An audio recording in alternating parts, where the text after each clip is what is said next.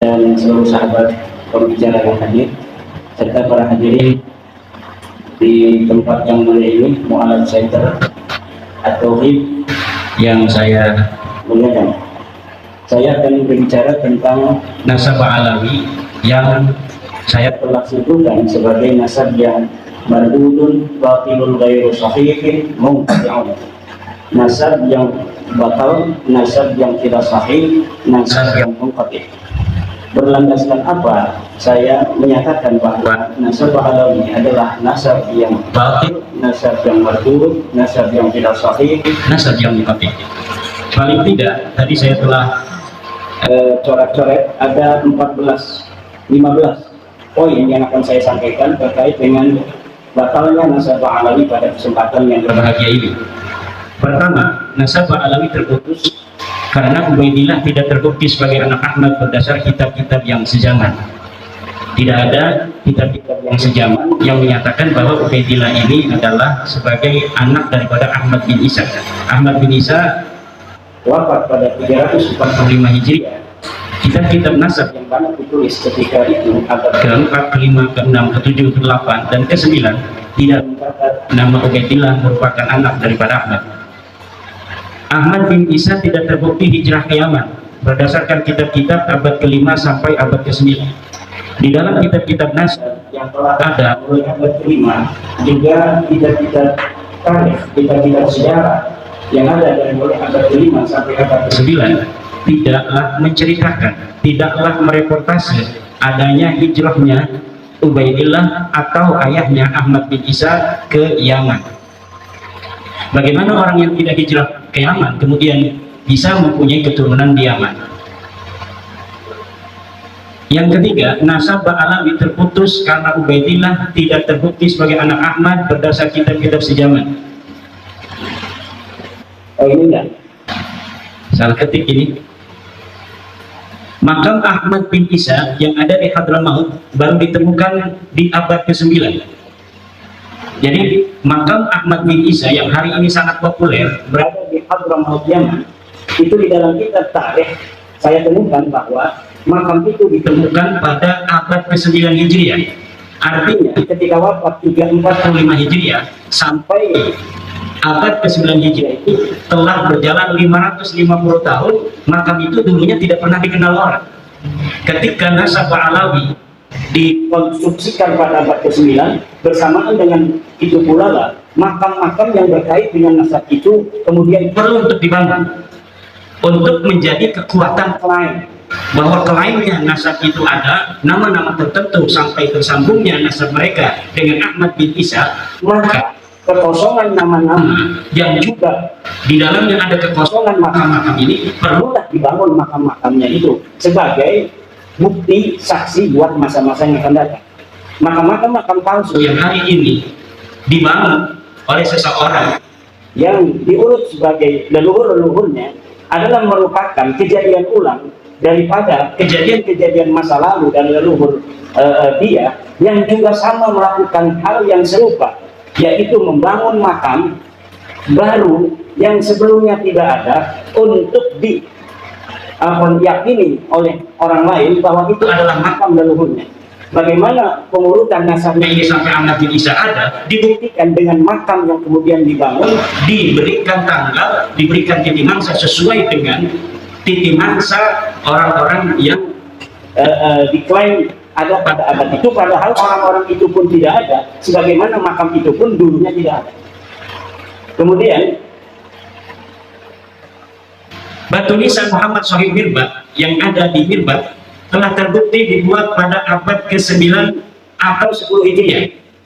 Sebagaimana kita ketahui dari pemaparan tulisan saya bahwa dari nama-nama Alawi ke atas bukan hanya Ubaidillah yang tidak ada, tapi Muhammad atau Ubaidillah punya anak namanya Ali, Ali punya anak namanya Muhammad, Muhammad punya anak namanya Ali, Ali punya anak namanya Ali, Ali punya anak namanya Muhammad. Sahih Mirbat ini semuanya adalah orang yang tidak terreportase oleh sejarah apapun, baik di dalam kitab nasab maupun dalam kitab sejarah.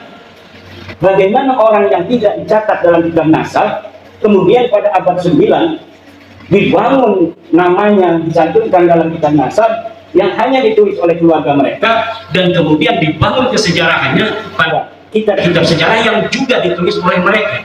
Ada kitab-kitab yang hari ini cetakannya ada, ditulis oleh orang lain, tapi apabila diteliti, lihat pentahkiknya, itu pentahkiknya adalah kalangan mereka. Dan saya meyakini setiap kitab sejarah yang ditahkik oleh kalangan Ba'alawi, maka pentahkikannya itu tidak jujur, dan di dalamnya pasti ada interpolasi nama-nama sesuai dengan nama-nama leluhur yang mereka catat. Kenapa? Karena nama leluhur mereka tidak tercatat dalam kitab sejarah, maka mereka merasa perlu untuk mencari manuskrip kuno, kemudian manuskrip kuno ini ditahkik olehnya, kemudian disisipi nama-nama dari keluarga mereka, dan ini dapat dipertanggungjawabkan. Karena saya telah meneliti beberapa pentahkikan dari kalangan mereka tentang kitab-kitab tarikh Hadramaut, tarikh Sam'an yang mengitarinya. Di dalamnya ada interpolasi, yaitu penyisipan tokoh yang tidak ada dalam manuskrip aslinya, kemudian disisipkan seakan tokoh-tokoh ini adalah merupakan tokoh yang historis. Kemudian Muhammad bin Ali diberi gelar Shahid Mirbat pada abad 9, tidak terbukti sebagai bergelar Shahid Mirbat menurut Ibnu Katsir abad ke-7. Yang bergelar Shahid Mirbat adalah Muhammad Al-Manjawi, raja di Mirbat. Ada seorang raja yang dicatat oleh Ibnu Katsir, sejarawan masa itu, yang bernama Muhammad Al-Manjawi. Muhammad Al-Manjawi ini diberi gelar oleh Ibnu Khaldun, oleh Ibnu Katsir sebagai Shahid Mirbat. Itu pada abad ke-7. Kemudian Ali As-Sakran pada abad ke-9 menulis sejarah leluhurnya, kalangan Ba'alawi ini, menyematkan nama untuk salah satu nama yang dibarukan itu, yaitu Muhammad bin Ali, disebagaikan atau dialiaskan sebagai Muhammad Shahid Mirbat. Tadinya tidak ada gelar Muhammad Shahid Mirbat untuk leluhur mereka, tetapi karena ada pencatatan dari mereka bahwa Muhammad bin Ali ini pernah ke Mirbat, maka diberi gelarlah leluhurnya ini yang bernama Muhammad bin Ali dengan Muhammad Shahid Mirbat. Saya telah membaca kitab-kitab yang berkaitan dengan sejarah Mirbat dan sejarah Difa, serta ulama-ulama yang hidup pada sejaman dengan Muhammad bin Ali dalam tanda kutip Shahid Mirbat ini. Sama sekali tidak ada yang mencatat di samping kanan dan kirinya seorang ulama bernama Muhammad bin Ali yang digelari kemudian pada abad 9 dengan Shahid Mirbat dari kalangan Ba'alawi. Orang ini bukan hanya tidak bergelar Shahid Mirbat, tetapi juga kehistorisannya sangat dipertanyakan. Bahkan saya berani mengatakan itu adalah fiktif. Orang ini fiktif, tidak ada di Divan, tidak ada di Hadramaut, bahkan mungkin tidak ada di dunia aja. Seorang yang bernama Muhammad bin Ali. Lalu bagaimana mereka punya leluhur? Ya jelas mereka punya leluhur. Lalu leluhurnya siapa? Ya saya tidak tahu. Apakah namanya Muhammad bin Ali? Ya bisa jadi, tapi yang jelas bukan Muhammad bin Ali yang hari ini kita kenal kesejarahannya sedemikian itu. Lalu bagaimana kok bisa begitu banyak kitab-kitab yang mencatat kesejarahannya hari ini? Bisa ratusan kitab tentang Shahid Mirbat. Bahkan orang Mirbat sendiri hari ini, sejarawan Mirbat, lihat apabila mereka menceritakan tentang Shahid Mirbat, mereka belum sadar kalau mereka mencatat nama seorang yang tidak ada pada zamannya. Hebatnya ini Muhammad Shahid Mirbat. Dan saya kalau dipertemukan dengan sejarawan Mirbat, sejarawan Divan, saya yakin orang Divan dan orang Mirbat sejarawannya itu akan langsung sadar kalau sudah bertemu dengan saya. Apabila saya berikan algoritma dari sosok Shahid Mirbat ini, sejarawan Divan, sejarawan Mirbat, sejarawan Hadramaut akan langsung sadar bahwa ada masalah dalam kesejarahan, terutama kesejarahan nasab daripada sadat-sadat mereka ini, terutama yang berkaitan dengan klaim glorifikasi dari keluarga Ba'alawi dalam ilmu pengetahuan, dalam tasawuf, dan dalam peran-peran kesejarahannya di masa itu yang berkaitan dengan politik, sosial, dan sebagainya. Bahkan saya sekarang sedang mencari orang yang bisa mempertemukan saya dengan para pakar-pakar sejarah di Yaman agar mereka tercerahkan. Yang saya ingin ketemukan adalah para pakar-pakar sejarawan yang tidak ada kaitan dengan Ba'alawi, yang insya Allah apabila dia bisa bertemu, maka itu akan langsung gampang sadar daripada orang-orang yang mempunyai subjektivitas dengan kalangan Ba'alawi. Dan saya meyakini itu apabila algoritma ini sedikit dibuka, Sadar mereka dengan itu, maka sejarah yang hari ini yang terbentuk begitu kokoh akan rungkat. Bukan hanya sejarah nasab Ba'alawi, tapi sejarah Yaman, sejarah Mirbah yang hari ini ada rungkat semua. Kemudian Abdullah bin Shahid Mirbah yang tercatat dalam kitab Al-Durar abad 10 sebagai anak Shahid Mirbah yang mendapat ijazah dari Muhammad Al-Qala'i adalah fiktif. Saya telah menelusuri kisah-kisah seseorang yang bernama Abdullah yang disebut sebagai anak Muhammad Shahid Mirbah, yang disebut mendapatkan ijazah dari seorang ulama besar yang tercatat dalam kitab apapun, bukan hanya dalam kitab sejarah, tapi dalam kitab fikih, dalam kitab-kitab yang lainnya, yang bernama Muhammad bin Ali Al-Qala'i. Muhammad bin Ali Al-Qala'i seorang ulama besar di Mirbah yang hidup sejaman dengan tokoh fiktif Muhammad Shahid Mirbah. Ini dikatakan dia memberikan ijazah kepada seseorang bernama Abdullah, Syarif Abdullah. Kemudian Syarif Abdullah ini disebutkan sebagai anak daripada Muhammad Shahid Mirbah Ba'alawi. Saya meyakini nama ini bukan untuk Abdullah bin Muhammad Shahid Mirbah. Adapun dikatakan bahwa Abdullah bin Muhammad Shahid Mirbah adalah pencaplokan sebuah manuskrip tentang ijazah yang tidak diketahui dia bin siapa, kemudian dialiaskan sebagai anak Muhammad Shahid Mirbah. Untuk apa? Agar kesejarahan leluhur mereka tercatat dalam bukti-bukti manuskrip yang dapat ditelusuri. Yang dapat ditelusuri nama Abdullah karena dia mendapatkan ijazah. Tetapi Abdullah ini tidak diketahui siapa ini Abdullah. Dikatakan bahwa Abdullah ini adalah anak Muhammad Shahid Mirbah. Muhammad Shahid Mirbah di mana? Fiktif. Tidak ada Muhammad Shahid Mirbah yang bernama Muhammad bin Ali Ba'alawi. Muhammad bin Ali Ba'alawi atau disebut juga Muhammad bin Ali Al-Qasam. Saya dapat menyatakan dengan tegas bahwa orang ini fiktif. Tidak ada ulama tarikh yang menulis kesejarahan tokoh ini. Tidak ada ulama nasab yang mu'tamadah yang bisa dipegang keulamaannya dalam ilmu nasab yang mencatat seseorang bernama Muhammad bin Ali yang hidup sezaman dengan Muhammad bin Ali Al-Qala'i. Kemudian jadi yang terdapat dalam kitab As-Suluk tidak terbukti sebagai saudara dari Alwi. Jadi ada kitab sejarah yang kitab sejarah ini adalah mu'tamadah yang bisa dijadikan pegangan untuk sejarah Yaman. Disebutkan ada seorang bernama Jadid yang disebut seorang syarif. Lalu keluarga Ba'alawi pada abad 9 mengatakan bahwa Jadid ini adalah saudara dari leluhur mereka yang bernama Alwi. Dengan demikian kekosongan kesejarahan mereka dalam kitab-kitab tarikh itu mudah-mudahan menurut mereka bisa terpenuhi dengan adanya nama Jadid yang dicatat dalam kitab As-Suluk. Bagaimana caranya? Dengan mengakui Jadid ini sebagai saudara dari leluhur mereka yang bernama Alwi. Dan ini pun nanti akan terjadi pada seorang ulama bernama Salim bin Basri, yang kemudian Salim bin Basri ini yang tercatat dalam kitab-kitab sejarah itu diambil namanya, dialiaskan bapaknya yang bernama Basri sebagai saudara daripada Alwi. Jadi dari sini ngambil supaya kuat.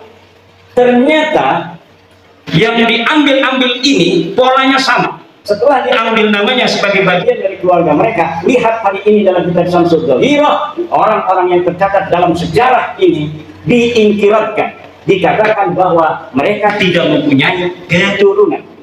Nama Abdullah bin Shahid Mirbah inqarada, tidak punya keturunan. Lihat jadi inqarada fi al-qarnis fi akhir qarnis sitti, dia inqirat di akhir abad 6.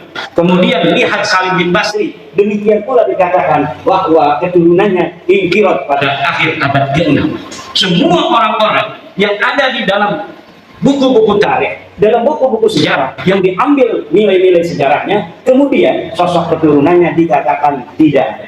Sementara orang-orang yang sama sekali tidak dicatat dalam sejarah seperti Muhammad Shahid Mirbah itu kemudian berketurunan sampai hari ini. Ini yang terjadi dengan nasab Ba'alawi. Kemudian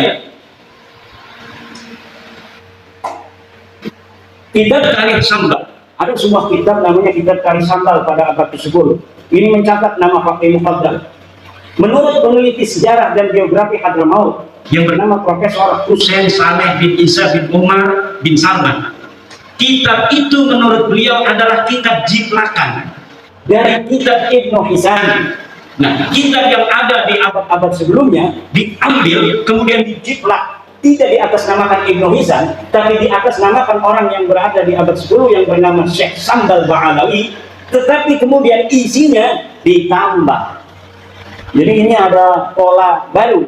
Kalau pola-pola yang dulu saya temukan, manuskrip dicari, kemudian manuskripnya ditulis, setelah manuskripnya namanya restorasi, kemudian disisipkan nama-nama yang tidak ada di dalam manuskrip asli untuk dicetak sehingga nama yang tidak ada ini menjadi ada dan kemudian dianggap sebagai apa yang ada dalam manuskrip aslinya.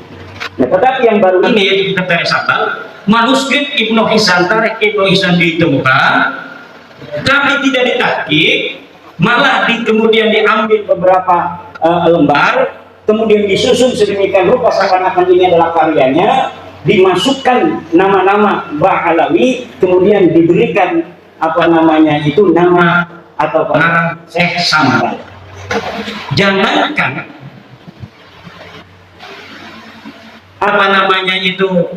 kitab ini ada pada masanya, tokoh Syekh Sambalnya aja ada yang melakukan, dia betul-betul pernah ada.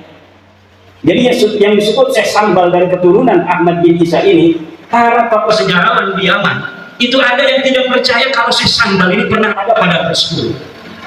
Lalu dari mana pentahqiq Abdullah Muhammad Al-Habsyi bisa menyatakan itu? Wallahu a'lam bishawab.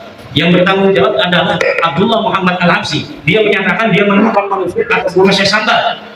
Kemudian dia mencetaknya. Ternyata setelah diteliti oleh pakar sejarah, ini kitab bukan milik Syekh Sambal, tapi sebagian diambil dari kitab Ibnu Hisan, kemudian ditaruhin nama Syekh Sambal yang disebutkan sebagai keturunan dari Ba'alawi. Jadi ini sangat luar biasa sekali. Polanya pola beda lagi, pola baru, modus baru. Kemudian kitab Al-Baha fi Tarikh Hadramaut karya Abdurrahman bin Ali bin Hisan abad ke-9. Nah ini yang diciplak ini kitab ini. Kitab yang tadi saya sebutkan, Tarikh Syekh Sambal itu adalah jiplakan dari Ibnu Hisan. Ibnu Hisan ini menulis sebuah kitab namanya Al-Baha fi Tarikh Hadramaut. Pengarangnya namanya Abdurrahman bin Ali bin Hisan, wafat 818 Hijriah. Kitab ini pun ditahqiq oleh orang yang sama, yaitu Abdullah Muhammad Al-Habsyi, dan di dalamnya disisipkan nama-nama Ba'alawi. Kalau tidak percaya, silahkan. Siapa yang mau mencari manuskrip aslinya daripada Al-Baha fi Tarikh Hadramaut itu, yang di dalamnya, di dalam versi cetak hari ini kita dapatkan nama-nama Ba'alawi. Saya berani bertaruh bahwa di dalam manuskrip aslinya tidak ada nama-nama Ba'alawi yang terpercaya. Jadi tidak perlu sibuk-sibuk saya untuk mencari manuskrip, karena saya telah meyakini. Bagaimana meyakininya? Oh itu hanya husnudon atau suudon, karena polanya sudah ketahuan. Kalau 1, 3, 5, selanjutnya itu adalah 7 dan 9. Kalau kita katakan 1, 3, 5, selanjutnya itu adalah 7, 9, dan 11. Kalau kita katakan 2, 4, 6, maka selanjutnya adalah 8, 10, 12. Tidak perlu kita menghitung-hitung dengan kalkulator. Kita akan tahu bahwa setelah 1, 3, 5 adalah 7 dan 9. Kita punya ilmu, punya otak yang diberikan Allah. Ngapain kita susah-susah? Kalau pola algoritma itu sudah kita tebak. Kalau tidak percaya, silahkan buktikan. Jangan kita disuruh cari manuskrip. Yang tidak percaya bahwa yang saya katakan dia bohong harus nyari manuskripnya. Misalnya kenapa Kiai Iman gak cari manuskrip bin Dohir gitu? Saya punya kitabnya Al-Majdi, bahwa di dalam Al-Majdi itu bukan bin Al-Hasan tapi Minal Hasan. Lalu Ali bin Dohir abad 14 dia palsukan minnya itu dirubah menjadi bin. Akhirnya salah, beda pengertiannya. Kata Kusuma, Ali bin Dohir berdasarkan manuskrip yang dia lihat. Mana manuskripnya? Dia tidak bilang dari manuskrip mana. Sementara Al-Majdi ketika mengatakan itu adalah Minal Hasan, itu berdasarkan manuskrip, dan manuskripnya disebutkan dalam mukadimah. Ini manuskrip ditemukan di Ano, dipegang Ano, ditulis tanggal sekian, tahun sekian. Uqudul Almas itu ditulis abad ke-14 tanpa manuskrip. Katanya mengaku melihat manuskrip. Tanpa menyebutkan manuskripnya ada di mana, ditulis oleh siapa dan tahun berapa. Sementara Uqudul Almas ini, Al-Mazdi, ketika salinannya itu dicetak menjadi sebuah kitab, menyebutkan bahwa salinannya ditulis pada abad ke-12. Salinannya sekarang ada di perpustakaan Anu, ditulis oleh Mang Anu. Lalu sesuatu yang berdasarkan alamat yang jelas melawan sesuatu di abad 14 yang tidak punya alamat sama sekali, mana yang benar dan mana yang harus bertanggung jawab. Ini yang terjadi.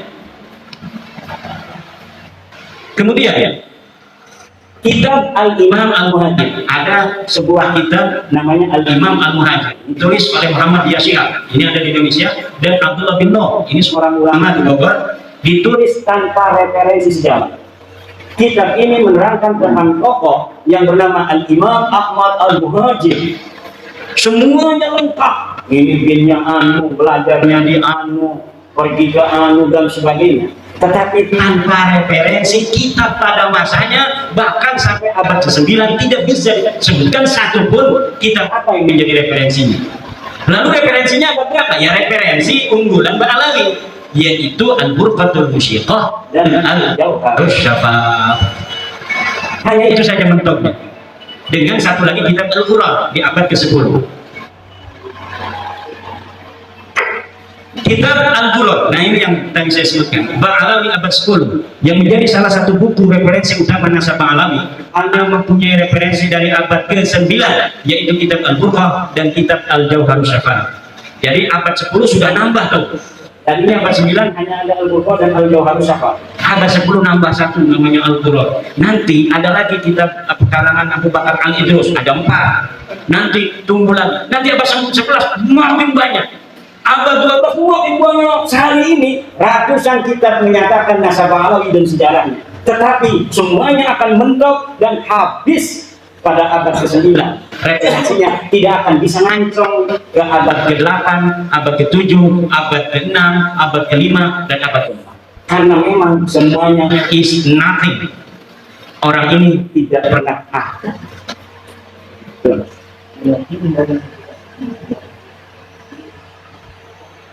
Dan mungkin itu saja poin-poin karena waktunya sudah lebih dari 10 menit. Tentang Bani Jawi sedikit. Bani Jawi ini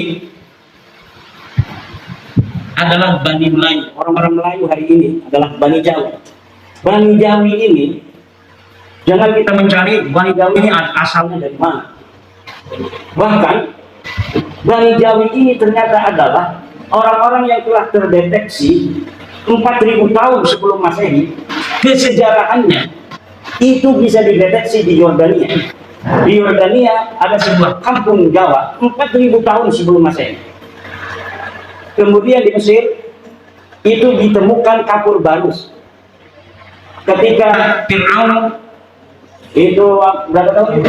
6.000 tahun membangun piramid-piramid itu ditemukan bekas-bekas kapur barus yang asli dari Jawa, dari Melayu. Banyak sisa-sisa yang bisa ditemukan di dunia. Di Jepang misalnya itu ditemukan keris Jawa di masa purba. Berarti sebelum Indonesia hari ini merasa sebagai bangsa Buddha, bangsa yang pada bangsa asing, pada Ndoro-Ndoro, dulu leluhur kita ini adalah Bani Jawi yang luar biasa. Kesejarahannya bisa dideteksi bukan hanya dari 1 Masehi, bahkan dari 4.000 dan 6.000 sebelum Masehi. Ini nanti mungkin akan dikembangkan oleh Profesor Dr. Manahimani. Wallahu a'lam bishawab. Alhamdulillahirrabbilalamin. Akhirnya kita sudah bersama-sama menyaksikan dan juga mendengarkan sebuah pemaparan materi yang disampaikan langsung oleh Kiai Imaduddin, yang mana beliau menjelaskan dan menerangkan tentang 15 poin atau 15 data secara ilmiah, yang mana data tersebut membuktikan bahwasanya nasab Ba'alawi tertolak atau nasab Ba'alawi tidak tersambung kepada Rasulullah SAW. Dan beliau ketika menyampaikan materi didampingi oleh Ustadz Manahim Ali, kemudian ada Ki Ihya dan juga ada Gus Fuad Pleret. Jadi bagaimana tanggapan para netizen yang budiman terhadap pemaparan materi yang disampaikan oleh Kiai Imad terhadap tertolaknya nasabah Alawi? Silahkan tulis di kolom komentar. Mungkin cukup sekian dan akhirnya wassalamualaikum warahmatullahi wabarakatuh.